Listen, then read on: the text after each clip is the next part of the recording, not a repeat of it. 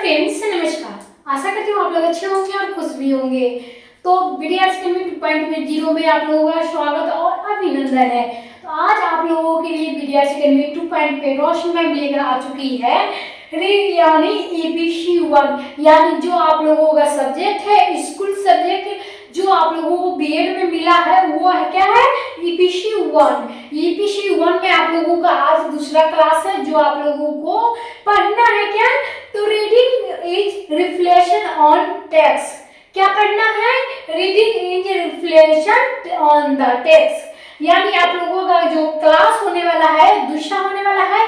अगर आप लोग किसी भी बिहार के कोई भी कोने से अगर बीएड कर रहे हैं ना तो आप लोग अगर हमारी वीडियो देख रहे हैं हमारी क्लास को देख रहे हैं तो आप लोग प्लीज ज्वाइन कर लीजिए ताकि आप लोगों को बीएड से आने वाली जो भी समस्याएं हैं वो यहाँ पे रोशनी मैम खुद ही सॉल्व कर रही है और आप लोगों को दे रही है। तो आप लोगों को मैं बता दूं जिनका भी सेशन अगर 25 से 27 से 26 से 28 है आप लोग वो वीडियो को जरूर ही देखें। तो मैं आप लोगों को बता दूं जो भी बच्चे हैं बैनर पे मत जाइएगा। थंबनेल जो है 26 से 28 चल रहा है लेकिन आप लोगों का क्लास जो है ना 25 से 27 ही चल रहा है। तो आप लोग कृपया करके क्लास को ज्वाइन कीजिएगा, क्लास को लाइक कीजिएगा और कमेंट कीजिएगा कि कहाँ से हो और कौन सा यूनिवर्सिटी से आप लोग बीएड कर रहे हो। तो बीएड फर्स्ट ईयर में जो भी बच्चे हो हमारे क्लास को ज्वाइन कर लिए। और आप लोगों को मैं एक खास जानकारी दे दूं तो आप लोगों को एग्जाम यानी आप लोगों का एग्जाम होने वाला है जो महीना में जिसमें आप लोगों को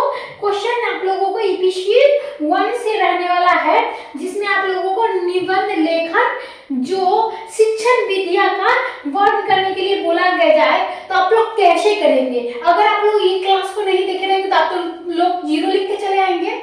यही है ना।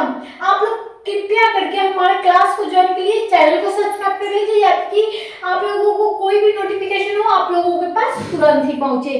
जिसमें आप लोगों को यूनिट 1 से रहने वाला है जो क्वेश्चन आप लोगों को रहने वाला है वो किससे रहने वाला है तो विषय वस्तु पठन को पाठ्य पर प्रभाव होता है उससे यानी reading is reflection on the text जिसमें आप लोगों को निबंध लेखन शिक्षण विद्या का वर्णन करना है।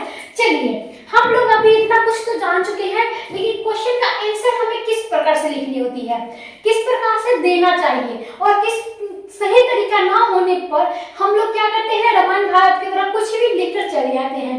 लेकिन एक क्वेश्चन का आंसर लिखने का एक तरीका होता है जो मात्र आप लोगों को रोशनी मैम बताएगी जिसमें आप लोगों को बीडीएस अकेडमी फॉलो करना होगा और सब्सक्राइब करना होगा। चलिए किस प्रकार से क्वेश्चन के आंसर दिए जाते हैं आप लोगों को मैं बताती हूँ। तो यहाँ पे आप लोग देख सकते हो आंसर आ चुका है। तो आंसर क्या है निबंध लेखन का शिक्षण देने के लिए अध्यापक निम्नलिखित वीडियो को अपना सकता है। पहला पॉइंट क्या है तो पहला पॉइंट है प्रश्नोत्तर विधि को। यह विधि 5वीं और 6ठी कक्षा यानी 5वीं में और 6ठी कक्षा में जो छात्रों के लिए अधिक उपयोगी है। इस विधि में शिक्षक छात्रों से निबंध मूलक विषय पे संबंध प्रश्न करता है तथा प्रत्येक छात्र उसका जो उत्तर देता है उसे अपनी कॉपी में लिखने के लिए कहता है। यथार्थ शिक्षक दीपावली किस दिन मनाई जाती है तो आप लोगों को ये जो बातें हैं 5वीं 6ठी क्लास में आप लोगों को क्या किया जाता है तो निबंध गाय पर लिखो जो भी बैल पे लिखो या कोई कहानी पे लिख लिखो या किसी सरस्वती पूजा पे लिख लिखो। इसी प्रकार क्या है यहाँ पे तो उदाहरण में बताया गया है दीपावली दिवस पे जो क्या है कि यह कहानी शिक्षक लेख लिखना है यानी निबंध लिखना है। तो छात्र क्या लिखेंगे दीपावली अक्टूबर या महीने के अमावस्या के दिन मनाई जाती है। शिक्षक क्या है दीपावली किनका प्रसिद्ध त्योहार है यानी शिक्षक के द्वारा क्या पूछी गई है तो ये दीपावली किनका प्रसिद्ध त्योहार है। तब बच्चे क्या कहते हैं दीपावली हिंदुओं का प्रसिद्ध त्योहार है। इस प्रकार छात्रों ने जो उत्तर दिए उन्हें अनुच्छेद निबंध रूप से लिखकर प्रदान किए दिया और परंतु उच्च कक्षाओं के छात्रों के लिए यह विधि भी अधिक उपयोगी नहीं है। दूसरा आप लोगों को क्वेश्चन पे चलते हैं उससे पहले आप लोग क्या करिए तो क्लास को फॉलो कर लीजिए क्लास को लाइक कर लीजिए ताकि आप लोगों को हर एक अपडेट हर तरीके से मिलती रहे। चलिए दूसरा क्या है देखो और लिखो विधि। क्या है देखो और लिखो विधि जिसमें प्रस्तुत यह विधि उन छात्रों के लिए उपयुक्त है जो दूसरी या तीसरी कक्षा में पढ़ते हैं तथा पहली बार निबंध लिख रहे हैं और की सामान्य वस्तु को गाय, कुत्ता, कुर्सी, मेज आदि तथा परिवार के सदस्यों तथा मेरी माता, मेरी पिता और आदि निबंध लिखे जा सकते हैं। क्या लिखे सकते हैं? जो बच्चे पहली या दूसरी कक्षा में पढ़ते हैं वो किस पे लिखते हैं? तो गाय पर, कुत्ता पर, कुर्सी पे, मेज पे, ये सारी जो चीजें हैं ये निबंध लिखते हैं बच्चों। और उसके बाद जो होता है मेरी माता पर यानी मेरी माँ, मेरे पिता पर भी निबंध लिखे जा सकते हैं। इसमें अध्यापक एक बड़ा चित्र छात्रों के सामने ढंग देता है, टांग देता है। जो चित्र देखकर छात्र मन में जो भाव उत्पन्न होते हैं उन्हें वह निबंध के रूप में लिखता है। उदाहरण के लिए आप लोगों को बता दिया जाए कि यह एक गाय है, तो आप लोग तो जानते हैं कि गाय पर किस प्रकार से आप लोग लेख लिखते होंगे बच्चे समय में। तो गाय के 4 टांगे होते हैं, 2 सींग होती है, 1 पूंछ होती है। ये सारी जो चीजें हैं हम लोग गाय को देखते थे, तो गाय को देखकर हम लोग लिख लेते थे। तो उसी प्रकार हम लोग किसी के भी जो है लेख लिखते थे यानी निबंध लिखते थे। आदमी पे निबंध लिखनी है तो किस प्रकार से लिखते थे? आदमी के 2 आंख होते हैं, 2 कान होते हैं, 1 नाक होते हैं, 1 मुंह होते हैं, 32 दांत होते हैं। तो इस प्रकार से हम लोग लिखते थे। अतः में हम लोग जान लेंगे उच्च कक्षाओं के छात्रों के लिए यह विधि उपयोगी नहीं है। क्या यानी 12th 11th 10th वाले बच्चे के लिए ये जो विधि है उपयोगी नहीं है। लेकिन हमें क्या करना है? हमें ईपीसी 1 पे हमें पढ़नी है यानी बीए फर्स्ट ईयर के एग्जाम जो है बुक में है, कोर्स है जिसमें हमें ईपीसी 1 में यही सारी बातें पढ़नी है। तो हम लोग क्योंकि अमृत वस्तुओं को चित्र नहीं बनते, जबकि छात्रों के अमृत विषय जैसे राष्ट्र प्रेम, अनुशासन, प्रियता, समय का सदुपयोग, प्रयोग आदि पे निबंध लिखते हैं। क्या कहते हैं? तो इस पे निबंध लिखते हैं जैसे राष्ट्र प्रेम, अनुशासन, प्रियता, समय प्रयोग और निबंध लिखते हैं। अब हम लोग क्या करेंगे? तीसरे पॉइंट पर चलेंगे। तीसरा पॉइंट हमारे सामने क्या उठ के आएगा जो आप लोगों को ईपीसी 1 में पढ़ना है यानी पाठ्य के जो है पठन में पढ़नी है। तो तीसरा पॉइंट है स्वास्थ्य एवं विधि यानी स्वास्थ्य विधि किस प्रकार से होती है। तो इस विधि पे छात्र निबंधन के मूल विषय के बारे में अधिक जानने के लिए स्वयं ही प्रयास करते हैं। क्या कहते हैं? कोई भी विषय के बारे में अधिक जानने के लिए स्वयं को प्रयास और प्रेरित करते हैं जिसे वो जान सके, जिन्हें वो समझ सके और उनके बारे में लिख सके। तो पुस्तकालय की जाकर विषय के संबंधित पुस्तकों का अध्ययन करते हैं और अपने शिक्षक, माता पिता के आदि विषय के संबंध को विचार विमर्श या मंथन करते हैं। इस प्रकार के विभिन्न विषयों को अर्जित ज्ञान को निबंध के रूप में प्रस्तुत करते हैं और वास्तव में क्या होता है? तो यही विधि श्रवण विधि बन जाती है। तो वास्तव में यही विधि श्रवण विधि बन जाती है जो स्वाध्याय विधि से आकर उठती है। इसके लाभ भी आप लोगों के सामने प्रस्तुत करेंगे उससे पहले आप लोग क्लास को प्लीज लाइक कर दीजिएगा और आप लोग इसे शेयर भी करिएगा ताकि आप लोगों के साथ साथ अन्य बच्चे जो भी पेट की तैयारी कर रहे हो वो भी कर ले।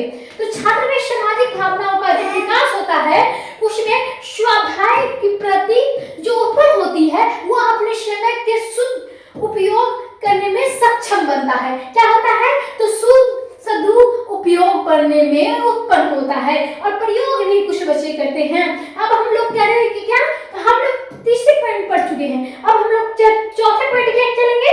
तो सूत्र विधि यानी सूत्र विधि क्या होती है? इसमें बच्चों शिक्षक श्यामपट्ट निबंध के मूल विषयों के संबंध में कुछ सूत्र लिख देता है। उदाहरण के लिए मान लीजिए कि कक्षा में महात्मा गांधी शीर्ष पाठक पर लेख लिखने के लिए कहा जाए तो यह ऐसी दशा के शिक्षक श्यामपट्ट पर उनको जन्मदिन की तिथि, स्थान आदि लिख देते हैं। महात्मा गांधी जन्मदिन 2 अक्टूबर 1869 को हुआ और स्थान जो है पोरबंदर हुआ। अब छात्र के मूल सूत्र को निबंध वाक्य रूप में लिखनी है। इसे किस प्रकार से लिखेंगे? तो महात्मा गांधी का जन्म 2 अक्टूबर को हुआ था, उनका घर जो है, उनका जन्म स्थान जो था वो पोरबंदर था। तो इस प्रकार से हम लोग लिखेंगे।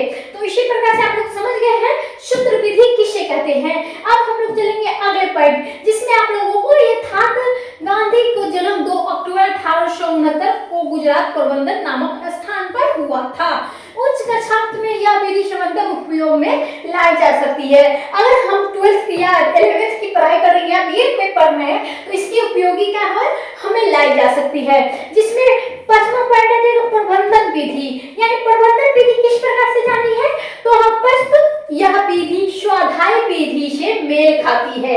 यानी प्रबंधन विधि जो है स्वाध्याय विधि से मेल खाती है, यानी संबंध है उसका कुछ न कुछ। तो इस विधि में क्या है, शिक्षक छात्रों को उन पुस्तकों की रचना आदि नाम बता देते हैं जो निबंध क्या करते हैं, मूल विषयों के बारे में लिखी गई है और छात्र उनका अध्ययन करके निबंध लेखन कार्य पूरा करते हैं। विधि कॉलेज छात्रों के लिए अधिक उपयोगी है। क्या आप लोगों को पहले ही बता दिया गया, 12th 11th के लिए बहुत ही उपयोगी है। छठा है अनुकरण विधि। यानी अनुकरण विधि में इस विधि की छात्रों के सामने निबंध लेखन अनेक शैलियों प्रस्तुत की जाती है, जी किसी एक शैली की अनुकरण करते हुए निबंध की रचना करते हैं। और कुछ विद्वानों ने इस विधि को अधिक महत्वपूर्ण माना है और इस संबंध को पिलाट ने कहना है कि अच्छा निबंध अच्छे आदर्श के अनुकरण पे आधारित होता है और यदि अनुकरण ज्ञान और जानकर किया जाए तो यह बजाय अज्ञात अनुकरण के उनका प्रभाव कभी भी अधिक होता है। अब हम लोग परंतु यहाँ विधि छात्र के मौलिक प्रतिभा की विकसित होने से पहले ही अपने प्रभाव में ले लेती है, अतः इसका कम प्रयोग किया जाए तो अधिक अच्छा है। क्या है, तो इसका कम उपयोग किया जाए यानी किसका, अनुकरण विधि का, तो अच्छा रहेगा। अब हम लोग क्या करेंगे, अंतिम और लास्ट बात पे चलेंगे जिसमें आप लोगों को जाननी है क्या, वाद विवाद। यानी वाद में क्या होती है, विधि जो है ये 7वां पॉइंट जो आप लोगों को 7 पॉइंट पढ़ना है। इस विधि में शिक्षक निबंध में विषयों के बारे में सभी छात्रों को सूचित कर देता है और छात्र परंपरा उस विषयों के संबंध में वाद विवाद करते हुए इस प्रकार को अपने विषयों के बारे में अपनी अपनी जानकारी एकत्र करते हैं। यही आप लोगों को मैं एक क्वेश्चन के बारे में बता दिया जाए और आप लोगों से क्वेश्चन का आंसर पूछा जाए तो आप लोगों को नहीं आता है तो दूसरे बच्चे को लेंगे, दूसरे बच्चे को नहीं आता तीसरे बच्चे को लेंगे। इसी प्रकार से क्या होता है, तो वाद विवाद होता है जो अत्यंत निबंध रूप में प्रस्तुत करते हैं और निसंदेह ये जो विधि होती है ये बहुत ही उपयोगी सिद्ध होती है।